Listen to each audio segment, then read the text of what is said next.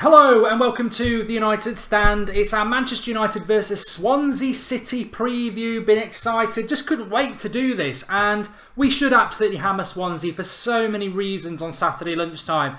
For anybody who doesn't know much about Swansea, there's not that much to tell, but they did get a point away to Southampton on the opening day last Saturday, but they only had 4 shots themselves. Southampton had 29. They were so lucky to get away with a point.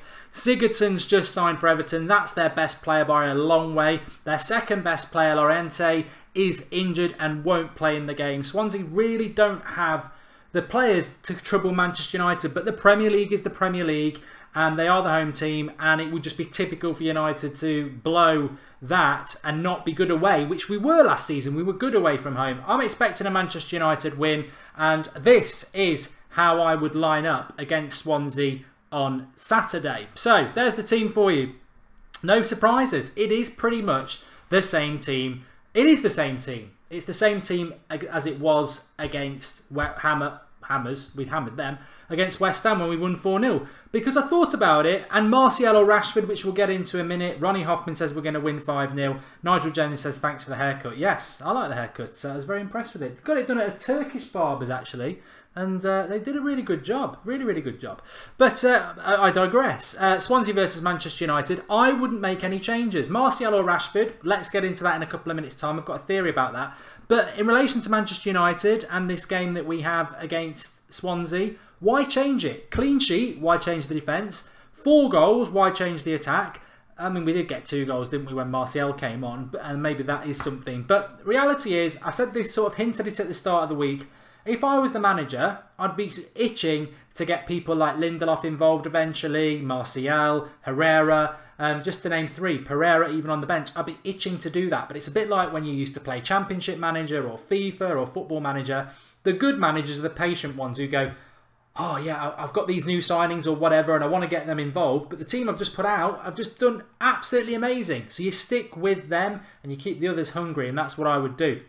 I suppose the person who would be most at threat would be this man, Juan Mata. Well, now, Juan Mata, I would pick him because I think if you look at this formation here and what it offers to Manchester United, when you've got Valencia at right back, all he wants to do is get down there, bomb down the right all the time. He can also do this, give it into Mata, he makes the run, and then Mata can thread it in there. Or Mata can be looking inside here, or even slipping it in here for Lukaku to make these runs into here.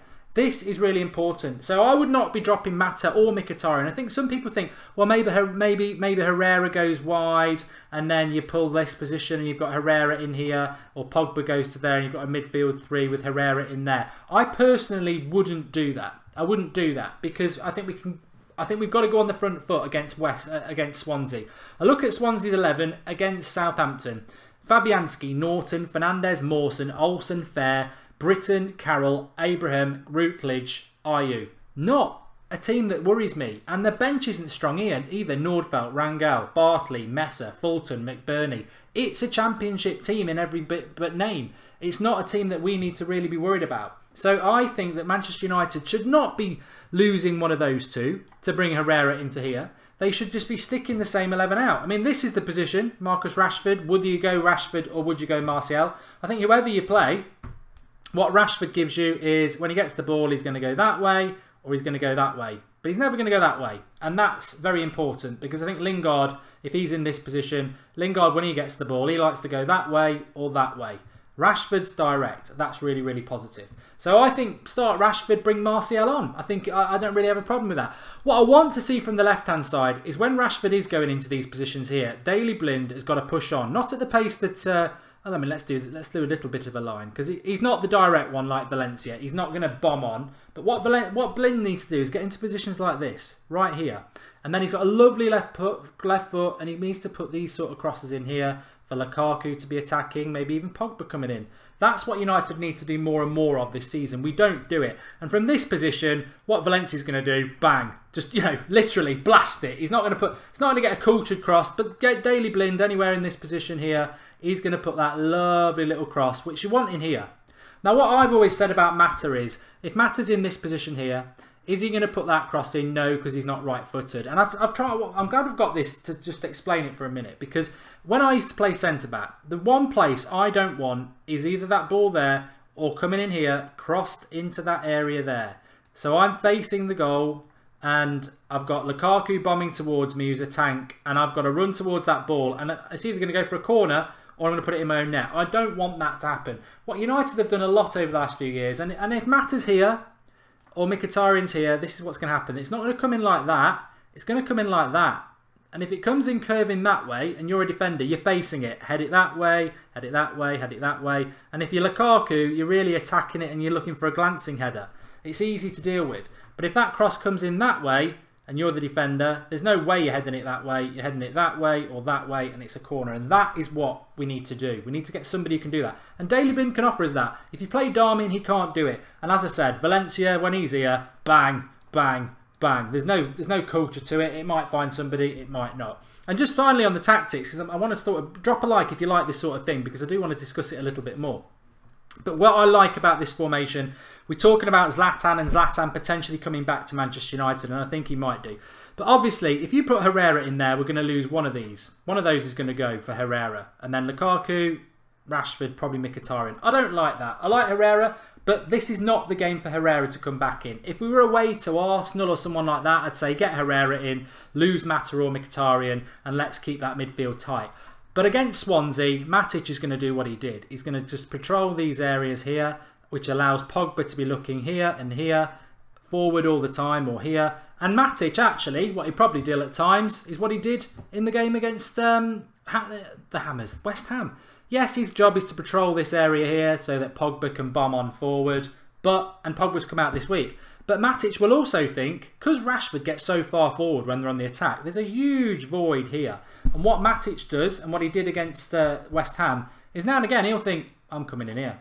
I'm going to come into this space and this space, and when we're on the attack, because we're going to have a lot of ball. And Matic is more than happy to do that. But against Swansea, you've got Matic patrolling there, Pogba with more freedom. Well, what does Pogba do? Because Pogba used to play more to the left. What does Pogba do in this position? We know what Mkhitaryan wants. He wants the ball in here, and Mkhitaryan basically wants to get the ball, look there, move forward, and be looking here and here for those two, but also Lukaku if he wants to curve his run or shoot into there.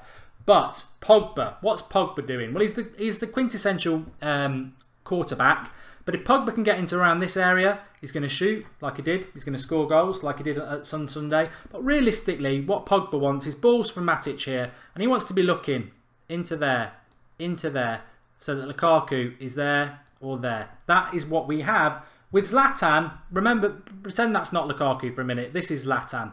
When Zlatan's here, he's coming into these areas. We can't play Mkhitaryan because Zlatan and Rooney, they're coming into these areas here. They can never go into these areas. They can't do it. Even there, they can't do it. They can't run the channels either. We've seen Lukaku do that. They can't do that. They can't force the opposition back because they're not got the pace. So they operate around in these areas, which means Pogba's only really ever got this ball unless now and again Rashford wants to make that run and he can do it, which we still have that option, but Lukaku gives us that pace. And it really, really, really, you know, Zlatan's the better player, but Lukaku gives us that pace. And in the Premier League, that is so, so important that we can look in here. I mean, probably is more centrally, but looking in here, looking in the channels, Pogba can do it, and Matic can do it. And it gives them a lot of options. Souness called it long ball because we did, and what it is it's frustration from Souness, who's a Liverpool legend, isn't he? He hates Manchester United. And what he's worried about with United is all last season it was slow build-up play because we never had this ball into these areas here. We couldn't do it because Zlatan wouldn't get there. But Lukaku can. Lukaku will do it. He'll bend his runs, and these two can play those balls. Lovely. Lovely. And then if we're even closer, Mkhitaryan can play those balls. Even Rashford set the goal up the other day, curves it into the bottom corner, and Mata will certainly play it. Lines all over the place that weren't there when we had Zlatan. And the reason Souness is calling us long ball now is because he sees it as a threat that Manchester United now have that player, Lukaku, who can put the ball into those areas. And that is where Manchester United are going to cause a lot of problems. But the crossing, we do need to improve. And Blind is the only one who can do it for me. Rashford or Martial, look, I'm a massive fan of Martial. Massive fan of Martial. But I wouldn't change it. I wouldn't change it. Let's have a look what a few of you are saying. Darian Jones has made a contribution. Thank you for that, Darian. He says, Van Gaal brainwashed a lot of these players into staying back. Matic has unlocked that thinking, and now I think he could be key to winning the Premier League. Yeah, I do. I think what he does do, as I was discussing there, there's a lot of freedom in that formation. And what I wanted to say as well is what I forgot is look at that. Look how compact that is when Swansea have got the ball. You've got Lukaku defending from the front.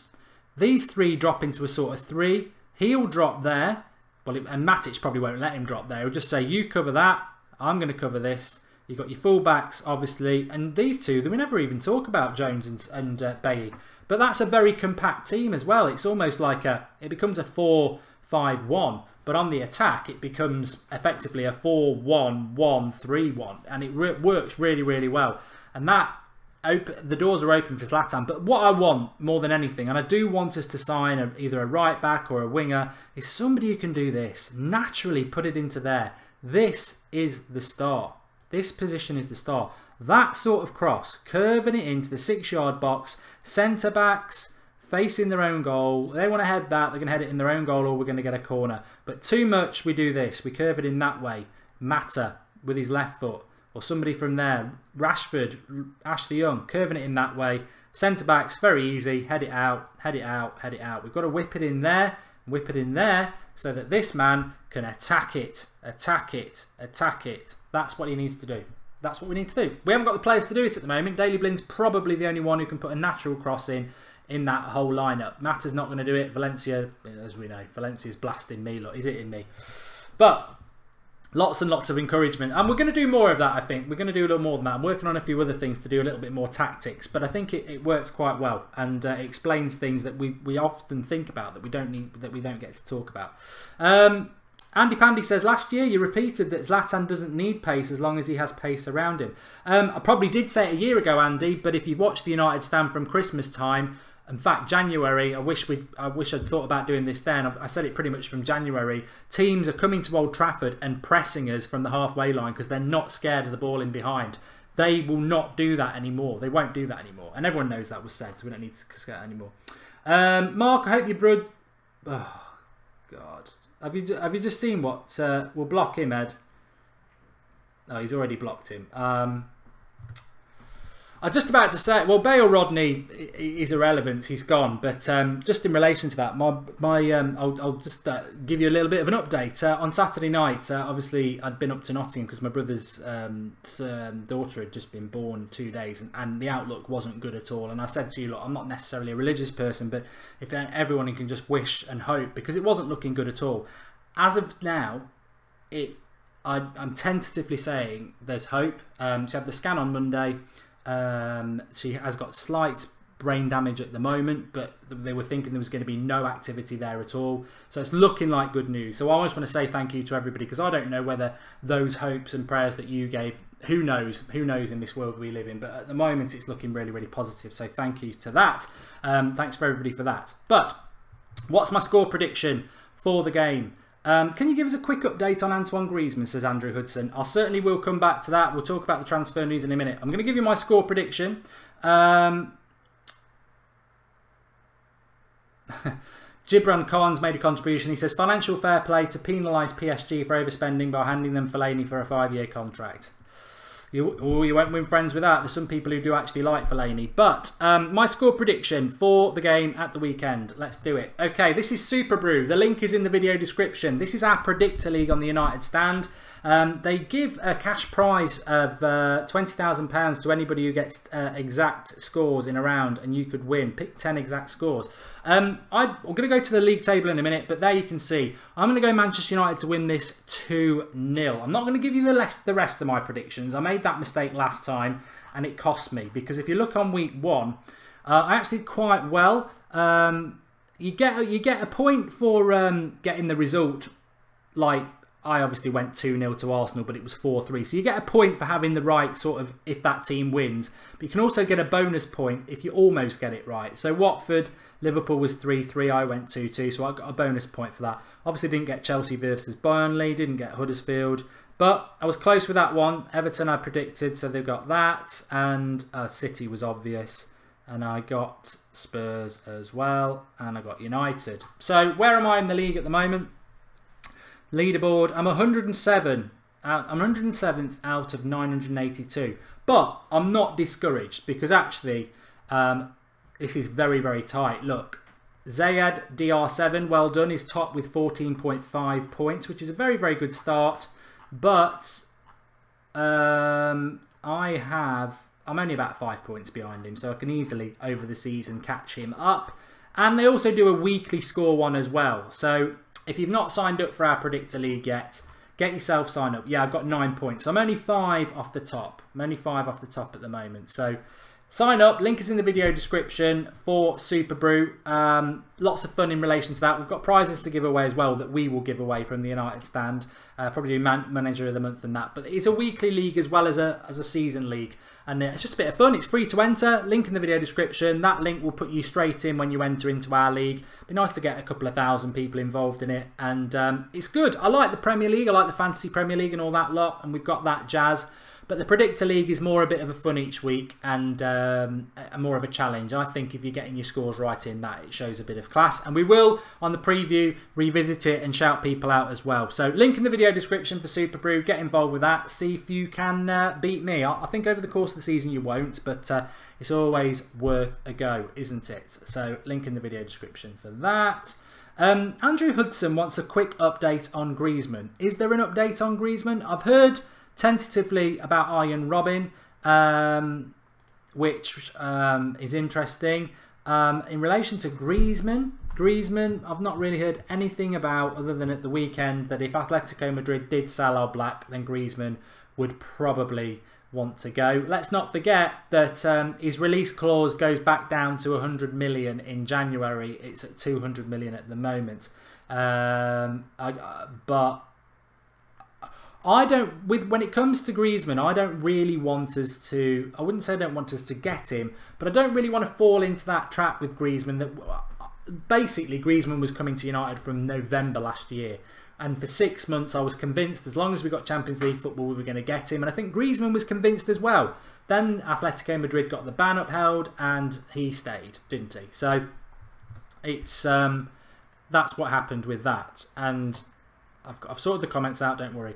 So I don't really want to think, oh, I don't think he'll sign in January anyway. I think if Griezmann comes to United, it will be next summer, which is a year away. And why would we think about something a year away when we're here, living it? I can't wait for Saturday lunchtime for the game against Swansea City, and I'm sure a lot of you feel it. So I'm going to go 2-0.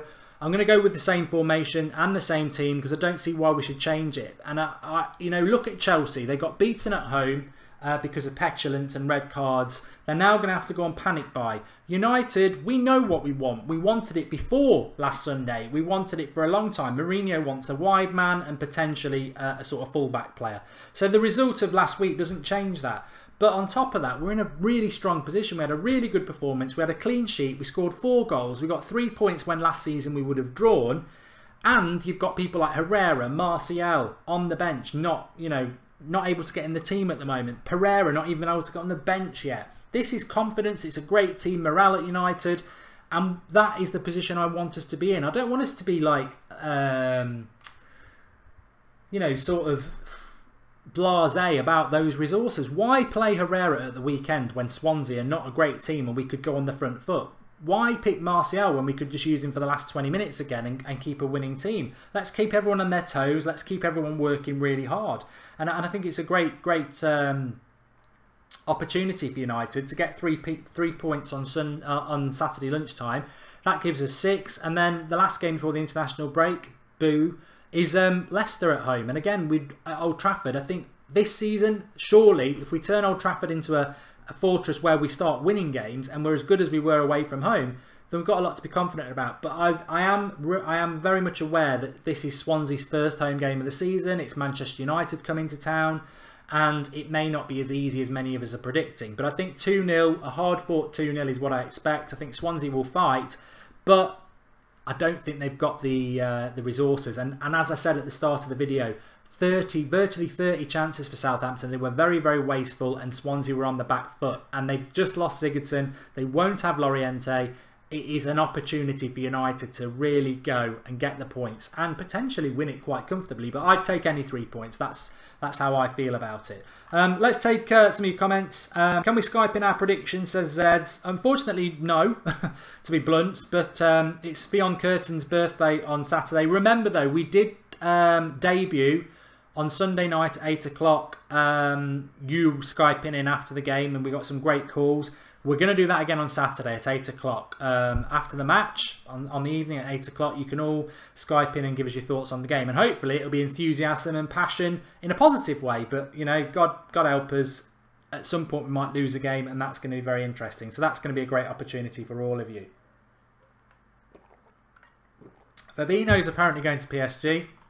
As I said, no respect for a player like that. You know, another Brazilian doing it. I'm not saying they're all like it, but how you can go from the champions of the country you play in to a team that's not the champions for money. You know, your bitter rivals for money. It says a lot about players. It says everything about the modern player, really, that they've got no loyalty to the clubs they play. They've only got loyalty to their agents and their wallet. And it saddens me. It really does. Aurier's not gone to Spurs yet. No. Mark, can you do Swansea's tactics and setup, etc. if you can? I did consider it, and will certainly feed it into other shows. Obviously, I've been quite thorough in relation to United and how we would line up. But in relation to Swansea, it was very, very difficult because they just were so defensive against Southampton that they never expressed themselves. Paul Clement was right-hand man for Ancelotti at Real Madrid. They do pass the ball around quite nicely, but they're a club on the ropes. Their best two players by a long way are out. They were so defensive against Southampton.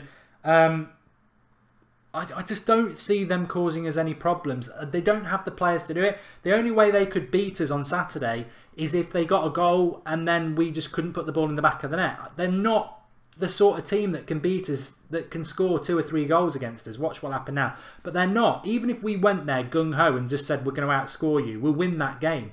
They're not the Swansea of old that, you know, defensively used to be quite good, which I think they still are, but also offensively could cause you a few problems, even back to the days of people like Michu. They're not like that anymore, and they're there for the taking. We've got to turn up and do it, and I believe that we can. As Aish says, though, shouldn't be overconfident, be cautious and get those three points at least. Mangala to United on Sky Sports, says John Hughes. Got absolutely no chance of that happening. What's your opinion on Bale and Zlatan and Perisic and Griezmann? Sorry if the players' names are wrong. Just what is your opinion? I'd welcome all of them at Manchester United, but I don't think we're going to get any. I'm going to still, well, no, I'm going to still say I think Perisic, we've got a chance of getting him, but time's not really running out. We've still got 2 weeks. It feels like it is, but it isn't. Spalaka66 says, I think Andreas Pereira should go on a loan to a club like Swansea. Opinion. If he's not going to get game time at Manchester United, it's not a bad move for him. I would agree. I always use Bournemouth as the example, but why not Swansea? But it's very early in the season. It's, I mean, what I would say, let me come back so we can see your comments. What I would say about Pereira, it's the same as Martial, it's the same as Herrera. They don't have to play on Saturday. Keep the winning team. Let them work their way back in. It's when we're hitting October time and Pereira's not getting a look in at all, and we've had a couple of injuries and we've had a couple of League Cup games and he's not getting any game time, that's when it's like we should have loaned him. But only Mourinho knows what the intention of that is. I'm not going to lose any sleep if Pereira doesn't get on in the match day squad for the first 3 games of the season, because once you come back after that first international break, there's a good run of games in Champions League, League Cup and the League, and it's thick and fast. So these first 3 games, I just want to get 9 points, keep the camaraderie going. Mark, did you get a 1 or a 0.5 on the sides? No, this is actually a 2. That's probably just grey hair, to be honest. It's a 2. Who's the alternative for Perisic? Says Sahel. Well, we mentioned Draxler this morning. Probably not going to happen. Apparently we have inquired about Oxlade-Chamberlain, and I would take him. I think he's in that boat of 1 year left on his contract. I said this morning, actually, that Alexis Sanchez and Oxlade-Chamberlain have got a year left on their contract. Arsenal can dig their feet in, but they'll go for nothing if they don't let them go this summer for a fee. I think Oxlade-Chamberlain will probably stay in London, maybe go to Spurs or Chelsea. But United, I think he'd be okay. I mean, let's not forget, we want somebody who can whip a cross in naturally. And I want to keep doing this because I liked it. I like doing it. But if you remember when we played Arsenal against Old Trafford, we got 1-0 up. We were very comfortable. Rashford got pulled back into this position as almost a left back. Oxlade-Chamberlain sold him a dummy. Here's Giroud. There's the cross. Natural right cross. Very hard to defend. Giroud, 1-1, last points of the game. So that Oxlade-Chamberlain at least would give you that natural cross, and that's what United need, that natural cross, not the one towards the centre-backs for them to head away. We want that natural cross into that area, and Oxlade-Chamberlain did that to an absolute T against us at Old Trafford when he saved them. He got them a point back. So he's an alternative. I don't want people to start going, oh, we don't want him. People are saying, what's the alternative to Perisic? I'm just chucking names out there. The alternative may be not to go with anybody, but I think that's really sad because I don't see anybody in our team apart from Daley Blind who can whip that natural cross in. Maybe Rashford if you play him on the right, but I don't think Rashford would play there. Martial's better than Rashford, says Darren Hall. I agree. I do agree with you on that. I think Martial is better than Rashford, but at the moment, possession is 9/10 of the law, and Rashford is in possession of the starting shirt, and he did play quite well. There was a fantastic question from before about who do you think, and I'm going to throw this out to you lot on the live comments as well. Who do you think will be the most capped player for Manchester United this season? And by most capped, we mean who do you think will have the most appearances this season for Manchester United? Take De Gea out because he's a given. He surely will have the most. But outfield players, who do you think will have the most appearances? Immediately coming to mind is Matic. I think he'll try and play him as many games as possible, especially in the Premier League, which I believe is the priority. Again, Lukaku, I think is very important in the Premier League, and if he stays fit, I think him. Valencia, although I think he will rest Valencia in sort of, I say the lesser games, but you know what I mean. Games at Old Trafford, where if we did get a fullback he trusts, I think he'd rest Valencia. So Matic, Lukaku, Pogba. I would have said Herrera, but as we've seen there, Herrera might not start if the formation or system doesn't allow three. But a lot of people saying Pogba, a few people saying Matic and Lukaku. I think I'd go with those three: Pogba, Matic, Lukaku. Centre backs, I'd nearly say Bailly, but he did pick up a couple of injuries, and I think the centre backs pairing will change. Mr. Lee says, "Will you do a FIFA predicts?" I will do a FIFA predicts. It'll be on Friday night. We'll do FIFA predicts on Friday night. For people who haven't seen Matt, it's not me. It is me playing FIFA, but it's from a tactical sense, talking and interacting as well. So we will do that. Don't worry. Lukaku is another shout, says Kemil Roberts. Yeah, I totally agree with that. And thoughts on lucky Liverpool, says Joshua Bodis. This isn't the channel to talk about Liverpool, but they're in Europe, and even if they got knocked out by Hoffenheim, which doesn't look likely, I think it's good that Liverpool are in Europe because that's going to mess them up in the Premier League. They don't have a very good squad.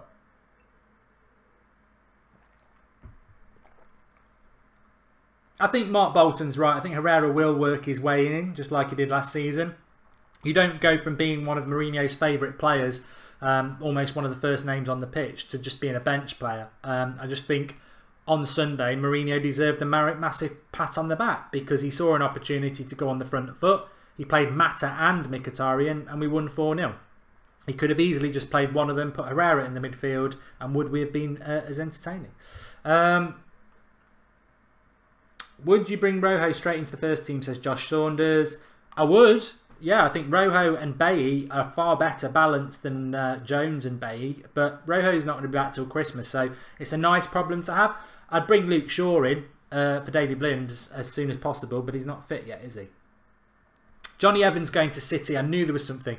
I have got no problem with Johnny Evans going to Manchester City. I cannot believe I've read some of the stuff I read on Twitter this evening about people moaning about Johnny Evans going to City and saying what a traitor he is. Look, Johnny Evans is a really nice lad from what I've seen of him, but I could not be more happy when we sold him. He got right on my nerves. He went to exactly the right club, West Brom, where he's done quite a good job. And that's his level. If Man City want to buy him as a backup centre-back, Go ahead. I have got no problem about Johnny Evans going to Man City. In fact, I find it quite funny because if we are totally honest, I think Johnny Evans, nice bloke, but we wanted rid of him. And if he goes to City, funny, very, very funny. I certainly don't want him back at Manchester United. And I don't think he'll go anyway.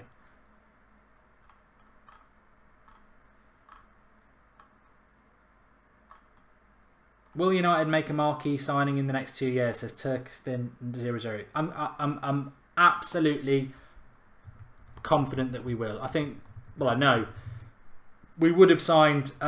We definitely would have signed. We would have signed. What's his face? Griezmann. 100%. We were going to sign Griezmann. It just didn't happen. And yeah, so we definitely would have done that. It's just one of those things that it didn't happen.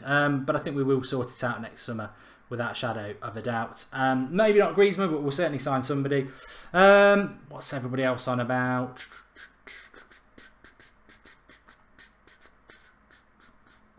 "2-0 is my score prediction.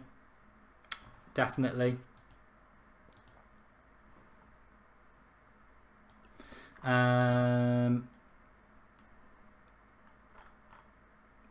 Cannot wait to see continuously if it does. Griezmann. A lot of people on about Griezmann. Right. As I said, link in the video description for Super Brew. Make sure you get involved with the Predictor League. It's free to get involved. Link in the video description. Sign up. You just pick your team, pick your scores each week. You can still join our league. The link will take you straight into our league. I know you've missed week 1, but each week it's a tournament as well. But it's only week 1. You can still catch up. It's only, you know, the leader's only got 14 points. Over the course of a season, you can easily close that in. So links in the video description. Get yourself signed up because we're going to feed that into the preview a little bit on each show as well. I'm currently on 9 points, which wasn't a bad start, but over the course of the season I'll be fine. So really looking forward to getting involved in that. Please do drop a like on the video. Thanks everyone for watching. If only because I want to know what people's feedback on this is. I like the tactics side of games, and it's very easy for me just to say what my prediction is, and then we can talk about stuff like that's the ball for Pogba, there's Lukaku's run, Rashford's always going to go here and here, Matic is going to cover here, Valencia's always going to try to go here, but he's got 1-2s with Mata, or Mata will look to Pogba or Mkhitaryan. Mkhitaryan's going to look to feed people here and here and here. Let's look at this getting a bit messy now, but you know what I mean. I quite enjoy that, and we certainly can feed in other teams and get interactive and move the players around. So more than happy to get involved doing that stuff as well, whilst talking about the game and everything and interacting with you lot. So if you've enjoyed that side of it for the preview, I promised you something new. We're always trying to do things new. And yeah, but as I said, in conclusion, Swansea are there for beating. I think we'll beat them. I cannot see how we won't. They are there for the beating. They've just sold their best player. Their next best player's injured. They got absolutely hammered at the weekend. Oh no, sorry, that was West Ham. But they got absolutely battered at the weekend by Southampton, who couldn't put the ball in the back of the net. They're not a very good side. They're a championship side. If we go on the front foot, and I would pick the same team, I'm going to go 2-0, but we could easily go 4-1, like Rezaz just said. Gibran Khan says, Daily Stars reporting De Gea to Liverpool. I would need 2 guns for this one. Absolutely no chance of that happening. No chance of that happening. Martial is a super sub, says Mr. Lee. A little bit at the moment, yeah, but he'll work his way in. Wednesday night football with Mark and the United stand, says Zushas. Yes. So thanks everybody for watching. A big tick from me. Really enjoyed it, and you put a smile on my face.